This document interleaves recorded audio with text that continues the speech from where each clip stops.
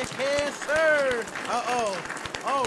Birdman Got hand something rub? cooking, right? Birdman hand rub already? Who? You. Me? Yeah, I just seen you. Uh-oh. Welcome to the Sports U podcast, episode 62. Gifting 60, 61? 61. Oh, 60, 60. technically, It's- this is 61. it's- We it's- did 61, 60.1. We did 60.2. This is 61. I guess I was counting incorrectly, but Who hey, cares? 61. Yeah, sir. We're here What midday. up, guy? How you doing? I'm doing well, but why you always ask me how I'm doing? Why you make it so personal Because so that I they know? care about you. And you should care about him, too. Welcome to the Sports U podcast, where we read you the sports news, and You listen to our stupid-ass opinions. that's what we do here. Of course we do. That's But we all always like do. to start it off with the quick hits, though, right? Couple of quick hits, Quick man. hits. This week was kind of interesting. Oh, shit. Damn, that We got new man. chairs. They're a little comfier, but fuck, I guess I can't lay back. Oh man! All right, so let's get into it, Rob. Quick hit: Staples Center is changing their name to Crypto.com Arena. That's crazy. Wait, so It you gonna just- ask me what I feel like, or are you gonna do yours first? I just hate to see all that history just be wasted. You know? You think Like, it's history? yeah, You think it's you like history. it like that? I think- Staples Center. It's been a staple for the LA community for the longest, No and pun. there's just so much history there, bro. I think I seen a tweet and it was like, who the fuck goes to? When was the last time you were in a Staples? And I feel like that has some legitimacy to it, right? Yeah. I get the Staples Center part, and it just makes that title so much more valuable. Yeah. Because guess what? Not only are you gonna change it to something, but that something is also gonna get a shit ton of views, this and that, so on and so on. Revenue, yeah. Well, it's just because not only are you changing something that's been there for so long, but think about it, like every single time the Lakers do something, which it's a lot more recently. They're always gonna get media. They're in LA. Of course. You know what I'm saying? Of course. The same way the Knicks, even though they're shit over the years and years and years, And New York is such a powerhouse for media. Like, it's something you like can't that. stop it. So when it comes to that part, I think it might be a bittersweet. Mhm. I remember tons of places when they're introducing a playoff game or playoff series, they're always talking about Staples Center. right. Lakers usually had home court advantage. You know what I'm saying? Exactly. So I definitely remember all that, all those memories and stuff. Bro, you went But there for the Kobe my dog, game. yeah. Like, I mean, I know it as a Staples Center. Don't get me wrong. he didn't invite me though, by the way. But all right. We sold the other tickets. But the Whatever. thing is, I'm telling you though, like, I don't think it's gonna be that much of a big deal, and it also makes all the millennials such as us, crypto believers, Exactly. our pockets, our wallets just going up, Starting to baby. Get in there a little bit, just a little dibble. To dabble the with crypto. moon.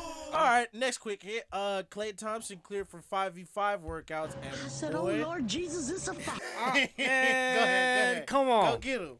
come on, Get and him. everybody hypes it up. Like, let me tell you this much: is that I believed in the Warriors last year. I felt like with what they had, that they were already good enough to make it into the playoffs. I guess I was wrong. You know what I mean? And, Right. And shit happens. Now Steph is in the beginning of the season, it was just average Steph, but he's the face of the Warriors, so he has like better media, even though he had a better year last year, right? And now he's kind of turning back into the Steph that we all know and love, of course, hitting like 9 threes Yeah. in Woo. 3 different games, not consecutively, but like within like a month span type shit. I mean, a Right. week span. Exactly.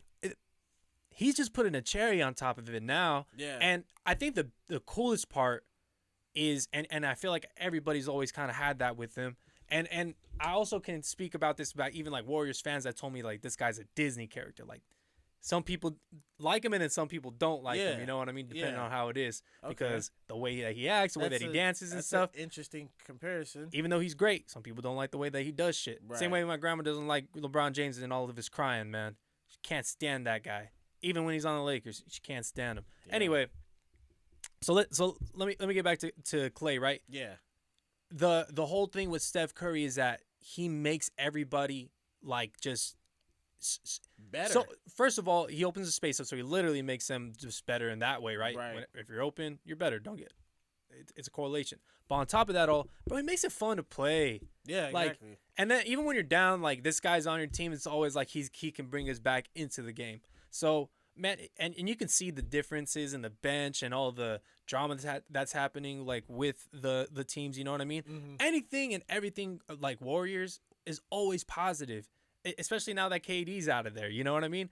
And Ooh, so you think KD was? no, I don't think KD's like part of a bad locker room, but I don't think he contributes the best when it comes to a good locker room. Okay. And we always talk about how good locker rooms are, right? Yes, and we then do. come on, bro. You're telling me Klay Thompson isn't a good addition into any locker room, not just performance-wise, but personality-wise, man. Right. He literally doesn't have a big ego. He sat behind a couple different people before, and like, look what type of talent he has, right? And that he's already getting boosted by this top 75 stuff. And this is going to be a cool thing, man. Yeah. I'm really excited to see this because, again, those Warriors, it was depth and it was everybody was a playmaker and they just played well together. Yep. It was good basketball. That's what's cool about him. I feel like that's why everybody's fans. But on Klay Thompson coming back. One thing I'm going to just add to this real quick. I think it's dope to see that, and then we'll get into the Warriors a little bit later in the show. They're currently 12-2. Yeah. They're building like the best, coziest nest egg for Klay to just come back to. Because we know he's not going to kill shit. Right. There's no pressure. We know he's not going to kill shit right away, but we do want to get him going actively. So that's why it's like, it's great to see that, like, damn, we got 2014, 2015 Steph here on the court again, you know what I'm saying? Draymond's doing his thing. Jordan Poole is Jordan Clarkson 2.0. And then, like you said, the locker room's happy. Everything is just going well.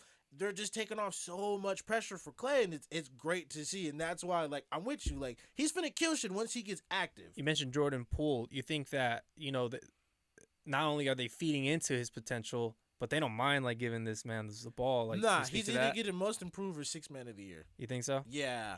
Jordan Clarkson 2.0, for sure. I don't know. Tyler Herro's looking good on both of those ends. Doesn't he start, though? He doesn't start. He's off the bench this whole season so far. Okay. I think actually he started one game because Kyle Lowry was down for a little bit. Right. But he's mostly coming off the bench. Well, he would get most improved, six and man, then Jordan Poole would probably get 6 man. I mean, it'd be one or the other. Definitely. But we're speaking about 5v5 workouts for Klay Thompson. Speaking about, of course, the Warriors culture. Now Zion right now is playing 1v1.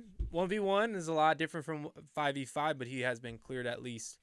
I would hate to be the other person who's playing him on 1v1 on a daily basis.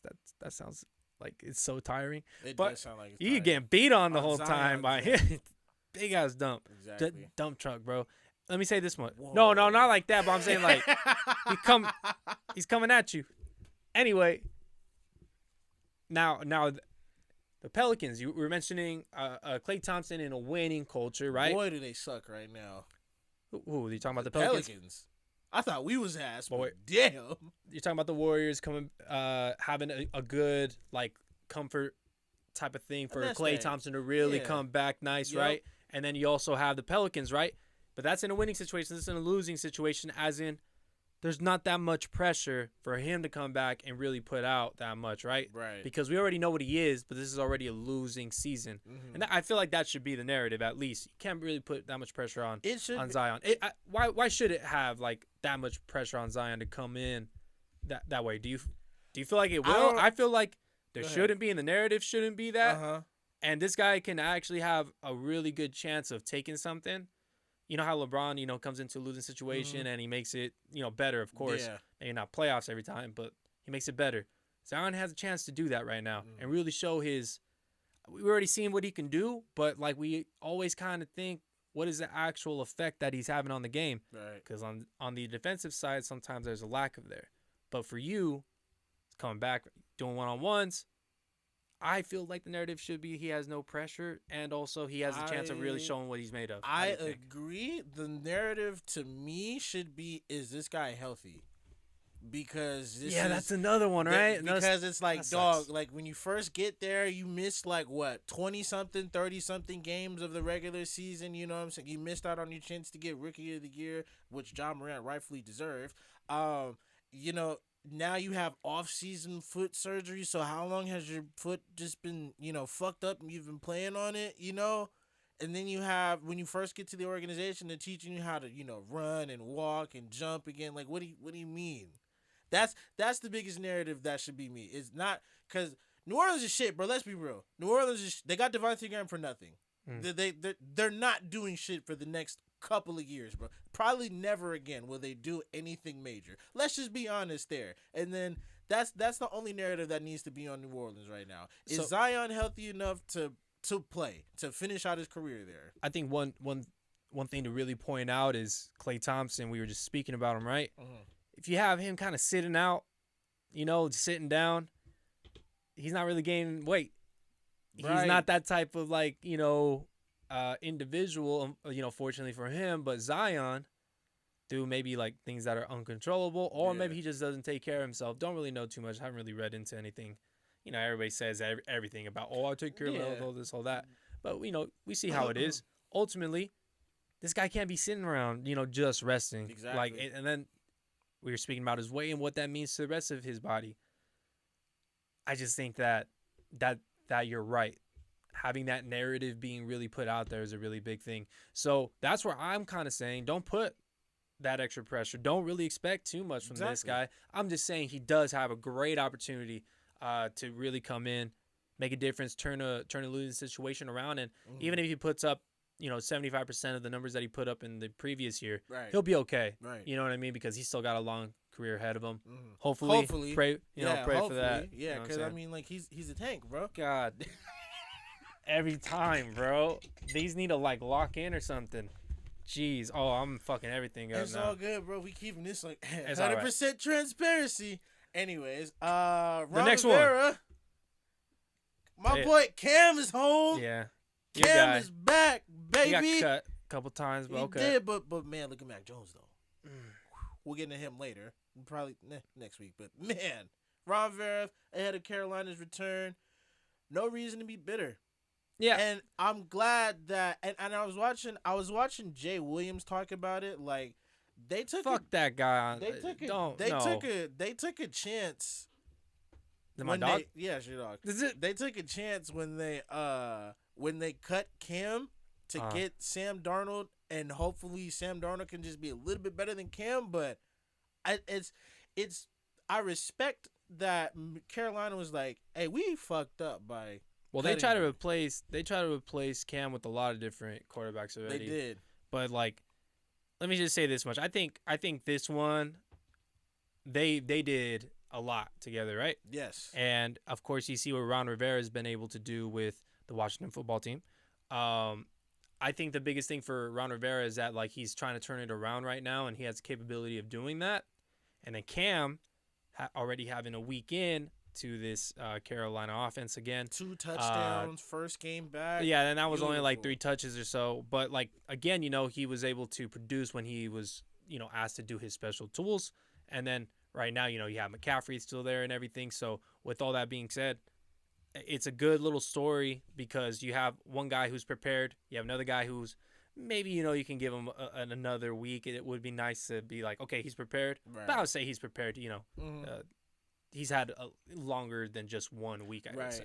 But anyway, yeah, go ahead. That's a cool little game to watch. They both have some chips in the pot. You know what I mean? And they both had something to prove, especially Ron Rivera. I feel like if he wins this next game, and these Cowboys lose to these Chiefs, the Washington football team can be in the run. Mm-hmm. You know what I mean? Mm-hmm. They did lose Chase Young, which is a big thing. Yeah, that sucks. Torn ACL. But I definitely think that could be a really cool game to watch, just because of storylines, and it could be a blowout of Carolina, and it could be it was always Cam, and it can be a really good story for Cam, or it could be it's just a good ass matchup, and even if Cam wins, Ron Rivera still has some hope in this team, and they just need a quarterback. So I think it's a really cool story, and it'd be a really cool matchup to watch. Yeah. I guess what I'd like to see is mainly just of course I want to see Cam win. I want to, I'm rocking with Cam all the way. I would love to see if Taylor Heineke could rise to the occasion and just play an outrageous game. Yeah, he has those games in him every once in a while, but that Carolina defense is nice. They are. It's real nice. They are nice, and they got Stephon Gilmore on the prowl too. Wild. It's come on, man. So, if I had to pick, I think that it would be Carolina, just because, I think Chase Young going down is a big thing. Mm-hmm. If I were to think about Cam Newton's just ego. Mm-hmm. The ego. I don't think that team. if he loses the Taylor ego Heineke, beats the whole team I think themselves. He's really, really upset. You know what I mean? And then on top of that all, Christian McCaffrey's a stud. Yep. He's back with a Cam Newton, so Cam's gonna be his favorite target in that way. And I think I don't know the tight end's name for. Remember, Cam loves his tight ends. Yeah. So I'm gonna go ahead and take a look at that for the Panthers. I think his name is Dan Arnold, but who'd you have in this game though? You think you have Cam? Yeah, because I think ego over team, bro. Cam's ego is just so contagious that everybody's just gonna get motivated off the littlest thing, and then next thing you know, they have 35 on somebody's head. Ian Thomas, Tommy Tremble. Haven't really heard of those guys all year. I haven't really heard of them yet. But hey, yeah, look out. They might be a good little pickup in fantasy because this guy definitely loves. Shout out Robbie Anderson though. It's a quality 14 points in fantasy a game. I mean, he just needs a good quarterback, and he's just like a home run hitter. Yeah, he does his shit. He's like a drop top guy. Like he's just out there. But what's up? Wrap it up on the quick hits, my man. Yep. Let's get into the NBA. The reason why we do the damn show in the first place. It's a little upsetting that we kind of were already talking about this beforehand, but I guess we get to talk about the whole Warriors team as a whole, right? Yeah, just a little bit. So the Warriors are having the best start this season, currently sitting at 12-2 after blowing out the Nets last night, 117-99. Yo, that was pretty crazy. big one. Yeah, that was crazy. It wasn't last night. It was a couple nights ago. It was 2 nights ago now because we were supposed to do it yesterday. But the Warriors, are they the team to beat in the West? Gifton. As of right now, I'm gonna say yeah.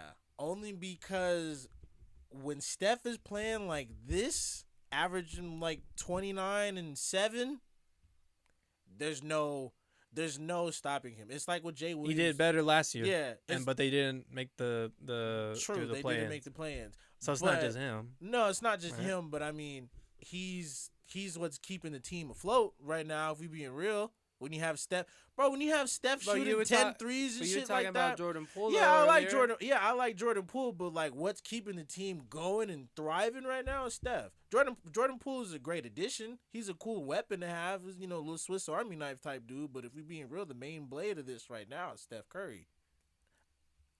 Is that it? Cool. Okay. Yeah. Well, I don't want to interrupt, and I mean, like, dude. I've been talking about it for a while. Yeah. It's their depth. It's all of them. You know what I mean? Mm-hmm. And it's that Steph Curry can have that not so good start, even though if you want to say like 25 and like 5 is not that much of a good start. Right. It was a shooting percentage really. But the big thing about him was that he was able to produce like that and they still won the game. So the biggest thing for them is their defensive prowess. You know what I mean? Mm-hmm. They're really pulling up on that side, and then you have a lot of contributors that are coming off the bench, being able to produce on that side. Right. So when you have a team like that where they're free flowing, when everybody's able to contribute and everybody's having fun, man, at the end of that game, that's what's fun about this team, right? When you blow out teams. You put your second unit on, and then they start doing... And they can still carry whatever yeah. they... No, it's not even carry low because it's a blowout, right? But they're able to have fun. But you wouldn't want them to... If you're up by 20, you wouldn't want to win the game by 5 when you put the second unit in. Yeah, I mean, that's normally not going to happen, and if it does happen, it's still like jump 10 time. point, you know what I'm saying, deficit. But again, is that her? That's her, yeah. What's she doing? I don't know. She's your dog. She's just crawling. On the floor? Crawling around, yeah. She's a weirdo. I know. I'm fault. We got a dog in the studio. But no, I think when it comes to the Warriors and their best start, it's the defense. Mm-hmm. It's the way that they're playmaking. It's the locker room that they have right now. And when it comes down to it, do I think that this can be something that's going to be consistent? Are they the team to beat in the West? I think that there's a lot of teams right now that are not performing like they should. Mm-hmm. And at the same time, these Warriors, they have a history and like already a locker room type of thing already built to where if they're rolling like this, they can really have those players that normally wouldn't necessarily believe in themselves in that way to really believe and play up to their potential and develop pretty fast. Mm-hmm. They have a history of doing that. Yeah. They kind of sold it off for a little bit for KD, but I mean, they're back to where they started, right? Yeah, exactly. Drafting right. Mm-hmm. Having that good culture. Mm-hmm. And when you got a guy with that type of face, with that type of skill, with that type of personality at the top, I mean, what else? He's the ultimate guy. He always sacrifices for other people, but yet everybody trusts him for taking all these shots. Like it's ultimate like marriage. You know what I mean? Like this is a team that's gonna be good. But again, there's these other teams that they can pick it up, man. It's the beginning of the season. I remember the Nets were locked in to win last year's championship. Look what happened. So not just injuries, but yeah, they were a toe away from winning. There's a lot of different things. Yeah, and I mean the Bucks won too. The Suns look like they're the best team. You know what I mean? And the Bucks, even because they never really showed it off in the playoffs, they're able to capitalize. So, are they the best team to beat? I would say right now, yes. Yeah, agreed. Like I said, I would say right now the team to beat is definitely the Warriors because they're not fully healthy and they already have this great start. Well, everybody's projecting Klay Thompson to look freaking good, and his game's not really on his. I need my Achilles. It's not really like that. But on to the next one here. You mentioned, and I brought this part up because me with Caruso. Yep. And I don't think necessarily owe him an apology just yet, but he is a lot better. He said just yet. Watch like 3 episodes from now. He is a lot better than he's playing a lot better than what he was playing on the Lakers. And then when you replace it, because he is an effort type of guy, right? Yes. Almost Patrick Beverly type deal. Yes. But not more offense than Patrick Beverly. I mean, Patrick Beverly had his nights. Yeah, but Patrick Beverly. Same way I feel like this guy has his nights, right? Is Alex Caruso? Oh yeah, okay, yeah. I get you on that part. But the athleticism, can translate into a lot. Yeah. Now, when it comes to this guy, though, right? Is he a main contributor? And I think the biggest thing that kind of answers that question is that he left the Lakers and look what they look like on defense, right? Right. And also, just the way that his effort was, the way that he had kind of inspired a lot of different people to put in the same effort. Like, if this guy's putting in that effort, I better be doing my shit too. Right. You know what I mean? So when this man's able to kind of, and he's a firecracker. He's like a little sparkler that comes out the bench. It's good stuff. He fits his role very well for the Bulls, but yeah, I might have to swallow my pills when it comes to these Bulls not being able to make the playoffs or at least do the play-in. But man, no, like they're looking really all good together with the chemistry. I don't know, man. I think I don't know how long I said this ago, but it was a couple episodes ago. The Bulls look like what the Knicks were supposed to be last year. The team of number 2s and cast-offs and a bunch of whoever's are coming together, kind of, setting up shop in the East. But I think the difference is that DeMar DeRozan led a Raptors team. Granted, Kyle Lowry also put out, and that he's a champion.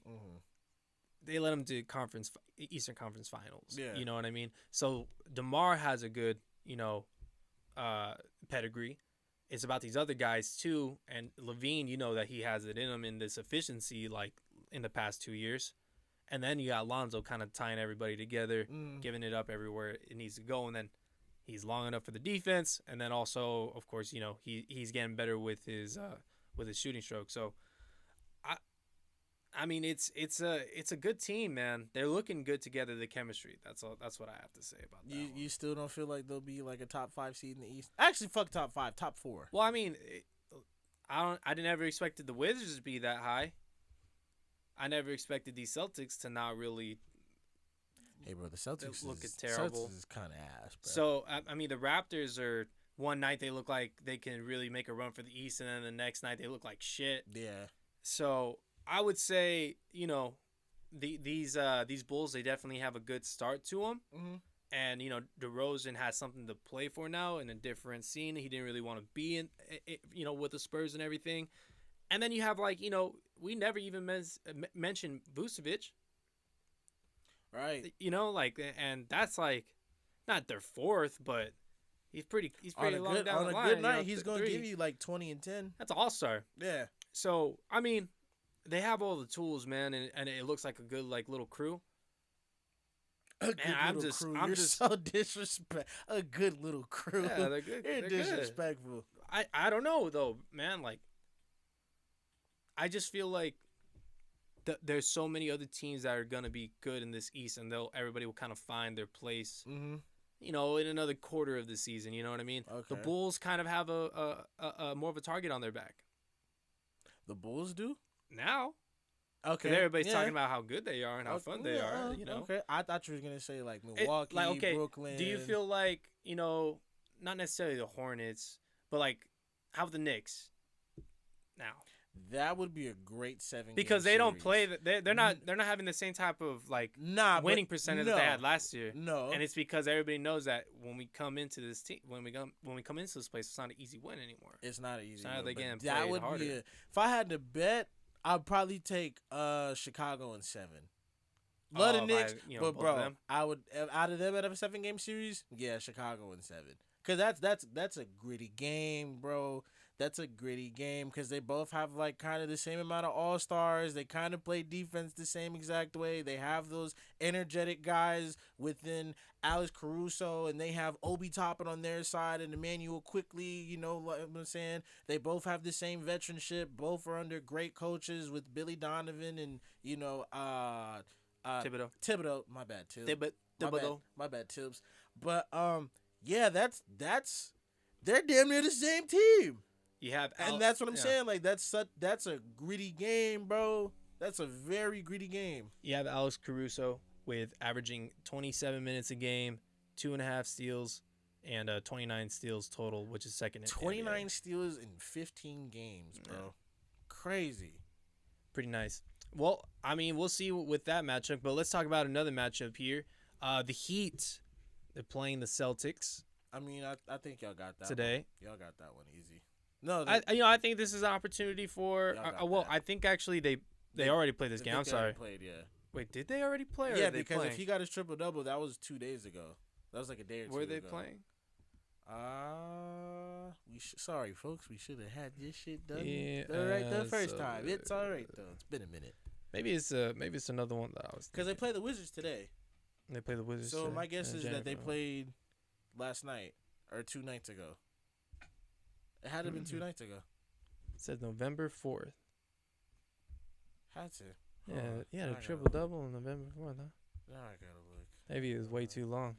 It had to be 2. It was like 2 nights ago. It had to be. Let me see. I think it was a long time ago. Fact check. Because even yesterday they played the Pelicans. They didn't play Tuesday. And then Monday they played Oklahoma. Yeah, so this is a while ago. Anyways. It was a while ago. But Jimmy Butler, 4th 30th point triple-double career.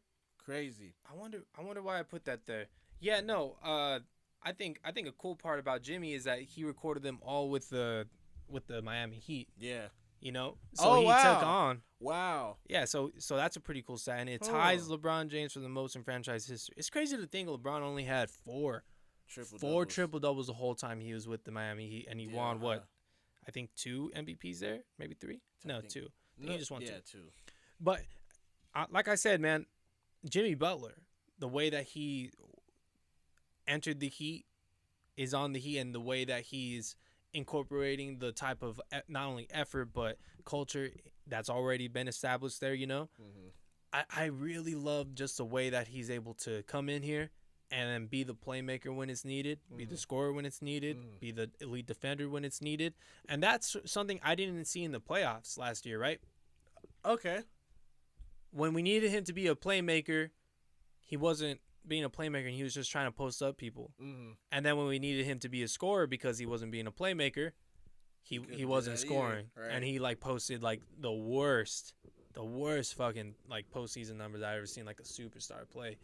And it was very disappointing, you know what I mean? So with this being said, I really need this guy to do that type of thing. When you don't have it going in one part of your game, do it in another part of your game, you know what I mean? So and especially against those Bucks, like he couldn't really stop anybody either.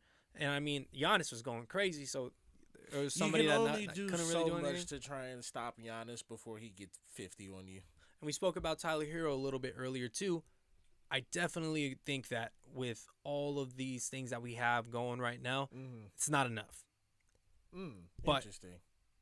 if Jimmy can continue to do that extra level, the same level that I seen him do in the finals, like all we needed during that series is a healthy squad. Right. And I mean, that's hard to ask for anybody. But Dragic going down and then Bam not being able to play a game and then also just being injury riddled throughout the series, it sucked because I felt like, we had a really good chance, especially when Jimmy's playing like that. Right. So if we have a combination of maybe not just health, but also like, Tyler continuing his upward movement. He doesn't need to post crazy ass all-star numbers like he's been doing, but more of like 6 man of the year numbers where it's like you're coming off the bench, putting 18 to 20 a game, and it's nice. Like it's just you scoring really, because him as a playmaker is not really good in the playoffs because he's gonna get bullied. Right. He's not really able to get to his spots. So with these Heat right now, and James able to be able to do this, and we're healthy, it's gonna be a good fight. I just really need to see more from Kyle Lowry right now. Interesting. Why would you say you need to see more from Kyle Lowry? Because I mean, you don't really. Kyle Lowry can go off and give you 25, but I mean, he's not really there to give you 25. Like no more. Yeah, like not at this part. Not at this part in his career. No, he's more of like a 15-10. Two charges taken, and like 5 rebounds. I need him to be that guy that just randomly pulls up from 3 and just hits it. I'm talking like just random spot up. You know what I mean? He really is able to read the floor very well. I think the biggest thing for him is that he is kind of like the wild card, but more of a consistent one, right? Because you're always gonna get it on one end. But like, look at that whole squad real quick, though, man. No, if everybody's buckling down and doing their job, you guys can get really far. I just think that the real wild card is gonna be Kyle Lowry. And I mean, I think that's what. No, okay, that's not why I put it in there. But yeah, I mean, I do you remember the Heat getting into it with the Nuggets though, and Nikola Jokic? That shit was funny. What do you think about that? And the picture, man. Yeah, the picture of them looking through like the locker room. I understand why Jokic was upset, and I'm not mad at you for defending yourself. It was just a little too extra. That was all. Yeah. Just a little too extra. Yeah, a little bit. But I'm not mad at you for defending yourself. Just a little too extra though. Well, I mean, maybe he was that hurt, but I don't know for sure. I mean, they supposedly he got Markieff Morris got whiplash off that. And I believe it because did you see how low he ducked his fucking shoulder? He got him. He got him pretty good, but I mean, he turned shit. Yeah, I know that shit hurt, but like I said, I'm not mad that it happened. Just a little too much, Jokic. Just a little too much. THT for the Lakers. Oof. THT to the rescue. Hopefully. Taylor Horton Tucker balling out. I'm talking 17 points, 28 points, 25 points in his 3 games back from injury. 50% field goal. Or from the field. 47% from the field, and then another 50% from the field. Getting the boards and not really dishing too much, but definitely, contributing in all the ways possible on the offensive side. He's there to score. He's there to score. He's there to score. For him, right?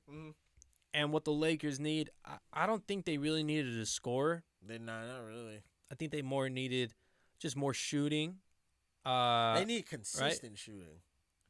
Because it's like Ken Bazemore is hot some night, fuck Ken Bazemore.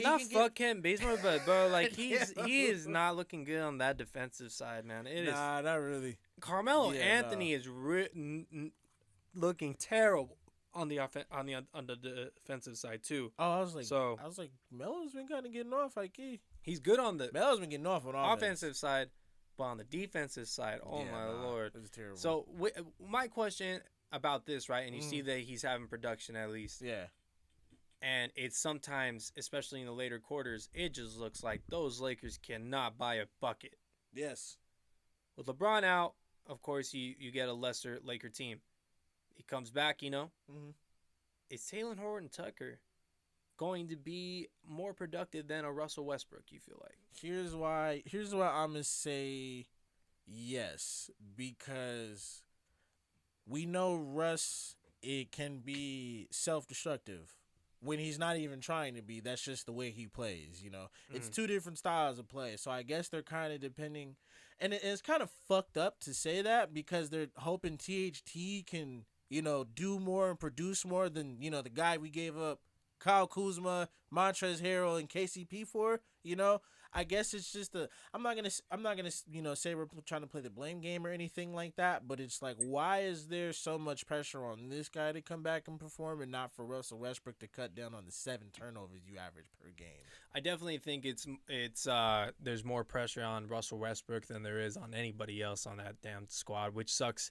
And I actually read this from somewhere where they were like, hey, like, if you get Russell Westbrook on your team, he is the biggest, like, media, like, everything will be blamed on him. On nobody else will it be blamed on. Yeah. So if you have a team, right, and you know that Russell Westbrook can take it. Or if you're Kyrie Irving. Now, I mean, Kyrie Irving's just kind of asking for it in his own way so that he can raise more awareness. But for this other guy, I'm just saying, like, he's just there and the media just hates him for no reason. It's pretty crazy because, I mean, yeah, he doesn't do too well, but, man, like, if you get on some guy every single time, I'd act the same damn way with the media too. You know what I'm saying? So when I speak about this, so, THC doesn't have that much pressure on him. Mm-hmm. And I think the big thing for this team is to get some type of spark or there's somebody to, like, really just set this team, like, afloat. It shouldn't have to be kind of like how Malik Monk was for a little bit, and then Carmelo was that for a little bit. But it shouldn't have to be them. It shouldn't have to be Malik Monk. It shouldn't have to be THT. It Well, shouldn't LeBron's have to be out. Carmelo Anthony. It's either Russell Westbrook or AD at this point, and AD's kind of holding his own. AD's on to some extent, holding his own, but you already know AD's a guy to make you a good team. And then you need the main guy to make you a great team. Mm-hmm. And then AD will have his great nights to really get you through games. But he's just, you know what you're going to get from me. Okay. That's what I see Anthony Davis. Also, on the defensive side, he could be a whole cornerstone. You know what I mean? Because that guy's fucking great at defense. So with this side, man, I really hope the best for THT. But, man, like, those Lakers look like they need a lot more than just him. But I want to skip on the last one for the NBA. We've been talking about them for a while here. Yeah, because nobody cares about the Pistons. So what's up? I'm just saying, nobody cares about the Pistons. Nobody cares about the Rockets. Out. I'm telling you, the East, they have a lot of good teams randomly. They do. Every single night, it could be different. All right, though. The NFL. I want to get through these pretty quickly here. Yeah. Nothing too crazy, but, just a little bit of a rundown. These are the picks I feel like are... I guess the best type of games during this next upcoming week. Pick? No, not necessarily. Yeah, take your pick on one or the other. Okay. But I feel like, these are going to be the ones that you should watch out for the most. Like, maybe they have, like, the smallest spread. But these are going to be some really entertaining games to watch, in my opinion. So, for the first one, Gifton, we have the Eagles versus the Saints. Who do you got? Why? And what's the score in your opinion? Oh, man, that's a good one. I'm going to go with the Eagles win by 6 only because the Eagles still have they're going to win probably by a touchdown because the Eagles still have their quarterback. I don't know what the Saints are going to look like without Jameis Winston. Like, Jameis Winston wasn't the greatest quarterback, but is Michael Thomas back yet? No, he's gone for the whole year. Damn. But they did get Mark Ingram back in their system. Yeah, you always know that Sean Payton's good. They're at the Saints right now too. So, you have the Eagles going into it. I mean, the Eagles have a good they're a roster that can be good. Yeah. And especially with, Jalen Hurts' way of just getting playmaking in. I feel like, that's what's cool about these Eagles. They're a big wild card because this guy can really come up and show out. Right. When they were playing the Chiefs, both of their defenses couldn't stop a lick, but these guys were staying in there. And I think 2 of those touchdowns were called back because of penalties. Mm-hmm. So when it comes to these Eagles and Saints, the reason why I picked this matchup is because not only is Sean Payton and the Saints good, they know how to win football games, and they stay in them as well, but also they did get Mark Ingram, which can alleviate some pressure off of Alvin Kamara, and also that defense is just insane. So when you have all those things kind of playing together, and you have the other side with the Eagles being like a playmaking type thing, I really feel like this game is going to be close. Now, I feel like the Eagles will come out they'll come out hot. They'll get up by like 10 or so, and then these Saints will like start to chip at it, start to do their thing just a little bit, and then eventually the Eagles will win by like 2. But I think the Saints definitely have something to say, and it'll be cool to see how Sean Payton works his magic. Mm-hmm. You know, that's an interesting one.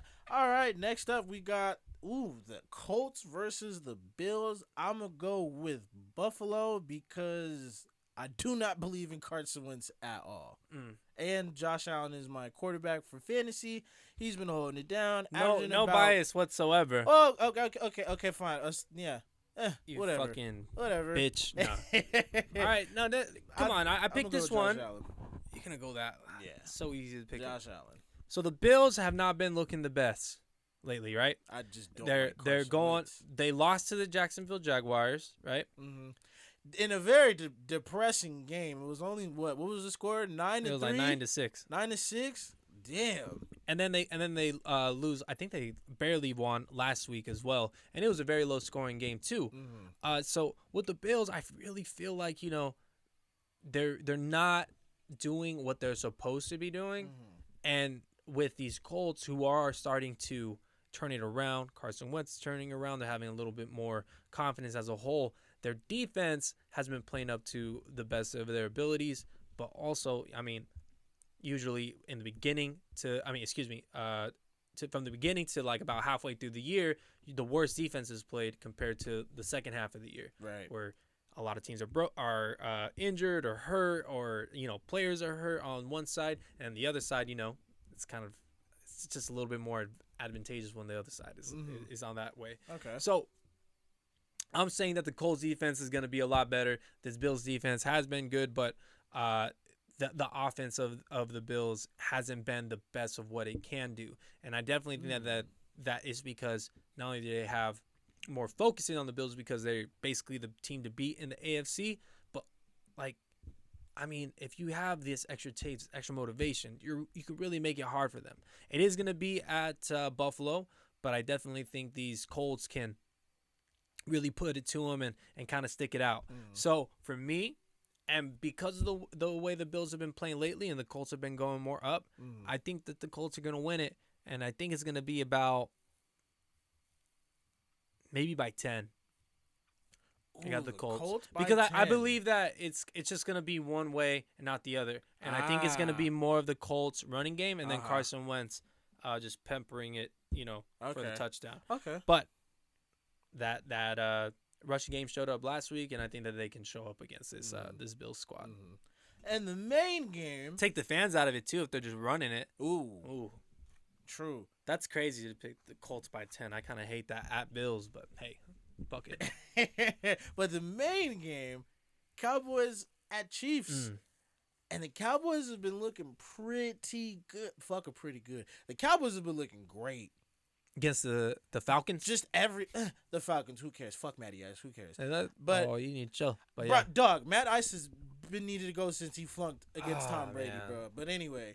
Been needed to go for his career. He's been needed to go for not for the Falcons. Man, but I think I'm going to take the Cowboys by another touchdown. Because that's going to be a tight one because we know Pat always has magic tricks up his sleeves. He always has Tyreek in the drop top, and he always force feeds shit to Travis Kelce all the time.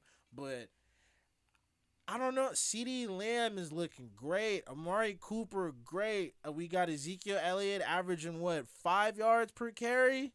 I don't know. We should ask Google, but I don't even think that. Dak Prescott looking just fine off the injury, and I was a fucking Cowboy hater for the longest. I know it. I see it all in your face, but man, they're sitting top of their division right now, aren't they? Yeah, of course. That division's ass. The division's ass, but I mean, top of the division.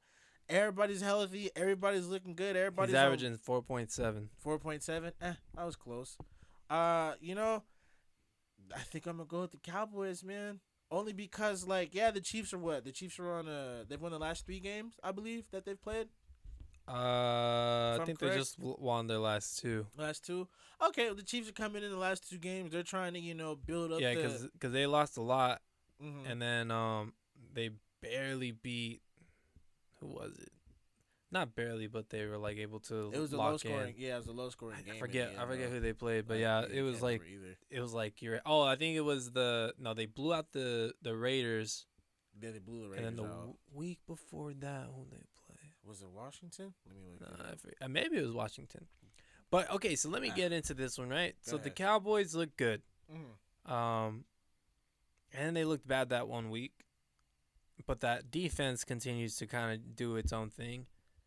And the Chiefs continue to be... They barely beat the Packers, 13-7. Oh, yeah, and that was because it was Jordan Love. Yep. So, that's when they started their streak, I think, though. So, the Chiefs, though, right, are turnover-prone this year, it feels like. Yes. And then you have the Cowboys, who are getting a lot of their money in the bank because of the turnovers. So, I think that's not going to be a really good mixture. Now, do I think the Chiefs are going to be able to turn it around? I think that there's a high probability of that happening because they have the pedigree to do it. But with these Cowboys, man, I think they, like you were kind of saying, they have a full squad.